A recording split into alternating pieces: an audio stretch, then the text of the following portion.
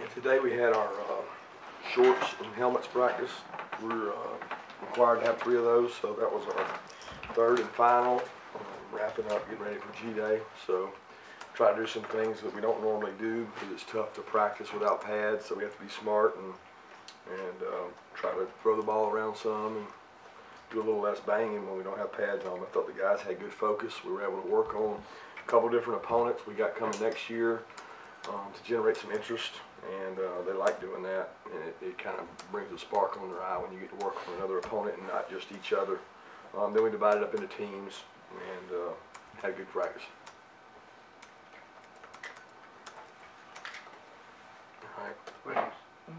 Did you guys, you say you divided in teams, did you let them know what team they were on today out at practice? Yeah, they have them in their lockers when they get here today, and they get to see them. And they know. I mean, the captains all know because they have to do a coin flip. So the leadership group, they knew yesterday, and then the players knew today. And we divide the teams up at the end of practice, but we don't want it to be a distraction for practice. The point of today was to prepare for next year, for the game. So we spend the last 5 minutes of practice just making sure that people know what team they're on. You've been around a long time. Spring games, there's been all kinds of incarnations. There's been alumni games and celebrity coaches and different stuff. Is there, you playing any wrinkles, or do you view them as just, you know, obviously you want to put on a good show for recruits and fans, but how do you view that? Yeah, we've taken the approach. I'm not sure what all we have surrounding the game. I know they've got some different things going through sports marketing, but not a lot for us. I mean, I want to evaluate the players. I want them to play in a big time atmosphere. I think the more butterflies they have, the less butterflies they have the next time. So we've got a lot of guys who will be playing, not for the first time, but they'll be playing significant roles for the first time. So the more experience they get, that's my focus and intent. And I want it to be enjoyable. I want it to be entertaining. I want the fans to want to come back, but I want to put a good product out there, organized, compete, hopefully a close game. That's what I'm looking for, not the, who we're throwing the ball to in the end zone kind of stuff. Well, what's the format? And the quarterbacks, will they be off limits from tackling and all that? Oh yeah, no doubt. I mean, the format will be very similar to the past. The only difference is we're going to have a little more competitive environment in our special teams. We think we've got competition going on, so we'll be coming after punts, rushing punts. We're going to do everything real on kickoff, return. We're just not going to tackle live, but everything's going to be as real as possible other than that. And same thing with punt and punt return. So we'll be rushing them, and we'll have punt returners back there trying to return them. We've got great competition at punter, great competition at punt return. I'd love to see some guys have some pressure on them, have to make kicks and catches. So the format will be the last 4 minutes of each half. The offense is required to go 2 minutes, which I think a lot of games come down to 2 minute situations. So we'll get to see both quarterbacks operate in a 2 minute situation. Stetson will play a little bit for both teams. He'll get a drive with both teams at some point in the game. And I think he may be the only guy that has to go both ways. We may have William Poole go flip-flop a little bit, which our past spring games here we've not had to do. We may have to do that this game just to be able to get by with the injuries. Speaking of that defensive back situation, I wanted to ask about Mark Webb and also Terry Godwin. I know Terry's been a little bit gimpy out there a little bit. Yeah, Mark had a torn meniscus, and he won't be able to play in the spring game, but he had scoped today, and we're expecting full recovery, so should be back, but he won't be in the spring game. And then Terry's been banged up a little bit, but we expect him to be able to go, to be able to play. He's pushing through. He's been really tough about it, and he's got some growing soreness and a slight MCL knee, but I mean, he's been able to go.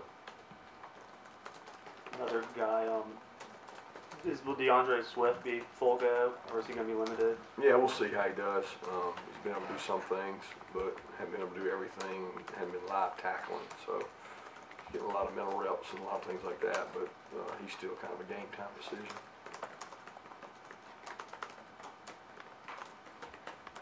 When you were talking a minute ago about the butterflies and you want your guys to play in front of those big crowds, with that in mind, I know every practice is important, but do you maybe place a little bit more of an a little bit more of an emphasis on what you see out of them with all of that going on, as opposed to maybe a regular practice or even a regular scrimmage? Yeah, I think it's a great evaluation. I think there's more reps that can happen in a practice that a kid's going to learn. But there's no valuable lesson like busting a coverage or busting an assignment in that stadium and having to live with that. And I'd much rather it happen in that environment than a game that we're playing an opponent other than ourselves. So I think it's all about how you approach it. If you approach it loosey-goosey, so will your team. If you approach it like it's important and you want to see people compete, I'm a big believer in the more that a guy prepares himself to play his best, the better he'll be at playing his best. So we're going to approach it that way.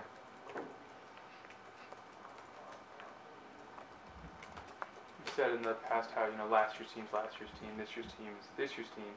What does it take for this year's team to sort of form its own identity? Is that something that has to come from within, or is it something the coaches try to lead them toward? Oh no, it's both. I mean, it comes from within and the other, but we don't have an identity yet. I don't know what it's going to be right now.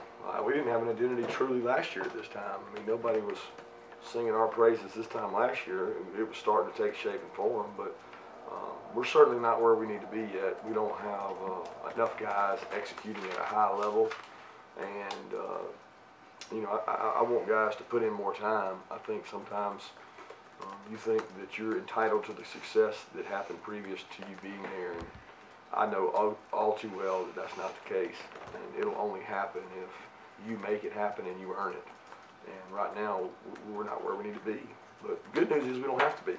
We just got to be making progress. When do you know that y'all are, I mean, if the season ends and the next day is the new season, so to speak, how do you know that you're on the path to what you're supposed to be? You've had 14 practices. How do you, I mean, identity is one thing, but how do you know you're going in the right direction? Yeah, I think the work habits of the team and the players, the direction of them. I mean, we've had ups and downs, we've had highs and lows, but every spring you have those. It's not an isolated. I've never had a perfect spring. I've never had a spring that I came out of and was just overly pleased.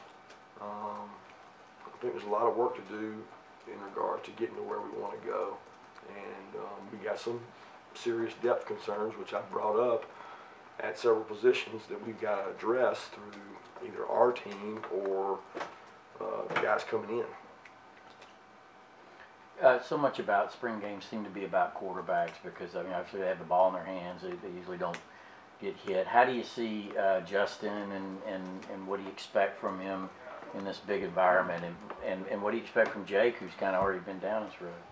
Yeah, the expectation is to lead your offense, command the huddle, make good decisions, don't turn the ball over. It's a quarterback game because the way we structure it, the 2 minutes at the end of the halves, put quarterbacks in the situations that the ball's in their hand. It's also a tough game for an offensive lineman. In my history of about 12 years playing this format, your tackles, people come out of the game a couple years ago thinking DeAndre Walker was Lawrence Taylor because they get to tee off and go rush. So that makes it tougher on the quarterbacks and the linemen. But we know that. We know that going in. So we want it to be that way.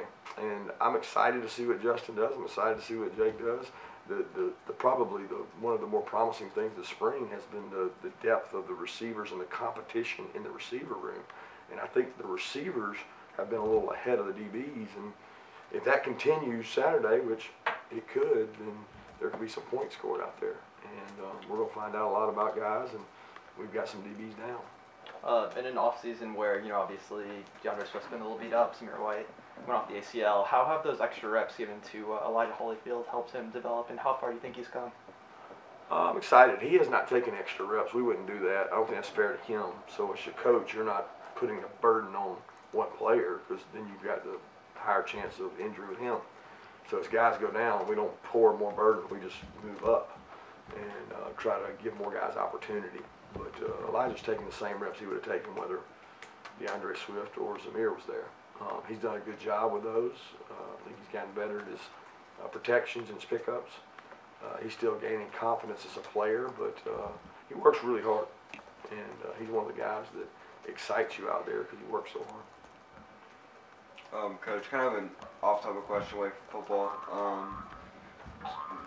Saturday is also a day where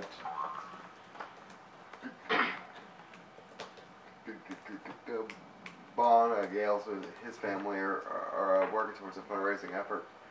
I don't know, maybe have you been involved in that at all? And well, how does it mean to see that initiative taken on a spring game environment like that? Yeah, I think it's a tremendous opportunity for Dog Nation to help what's an unbelievable cause. You know, I think Brian Gant and Ron Corson have done a tremendous job helping with their family. You know, Gant goes over there, no telling how many times he's gone to Atlanta and visited with their family, and Ron's done so much. And I know the Gales family has been very appreciative of the Bulldog Nation, but this is an opportunity for us to reach out and do even more and really show who we are. So I know everybody that's had an opportunity, everybody that gets an opportunity to contribute, it's a great cause. For the early enrollees, you know, how do you see the G-Day game even more important for them instead of like just not the whole team? I would say it's more important for them because we haven't seen them. Like every other kid we've seen at least dress out, go out there, get ready to play. Now, not all of our guys played last year, but they had to prepare for it. These kids have not. So we're going to see what is their response, what is their mannerism, what do they do pregame, you know, do they go out there and go rat trap, I call it, where they just start doing their own thing, or can they play within the system, make good decisions, execute and play at a high level, because a lot of those guys are now in R2D, some challenging for starting jobs. I mean, there's some good players in those mid-year enrollees, and that's probably the most exciting thing to me is see those guys, because I've seen a lot of the other ones, but getting to see them respond to maybe some adversity, maybe a little awe, you know, and I want to see how they do. 2 more questions. Where did Rat Trap come from? Where'd you pick that up from? I don't know if that came from my dad, but I've heard rat trap a long time. Rat trap would be It's a negative the term. guy. I don't know if it's negative as much as it is distracted. It's not good. Kirby, is Ameer Speed playing through his little hand injury or wrist, whatever it might be, and Jarvis Wilson, what's his deal? Jarvis got a mid-foot sprain, so you know, I don't know if he's going to be able to play in the spring game or not. Ameer's got he got a fractured finger, I think, or some kind of wrist. He injured it in the last scrimmage, but never said a word about it. He injured early in the scrimmage and scrimmaged the whole time. He was really tough and competitive, and really proud of him because he played the whole scrimmage, and then we had to put it in a cast after that for practice. But he'll be out there playing, and it'll be a tough environment because he's going to play against some throwing teams, and he's going to have a club on. So I love his competitiveness, and we're going to see if he can grow up and play. Thank you. Thank you.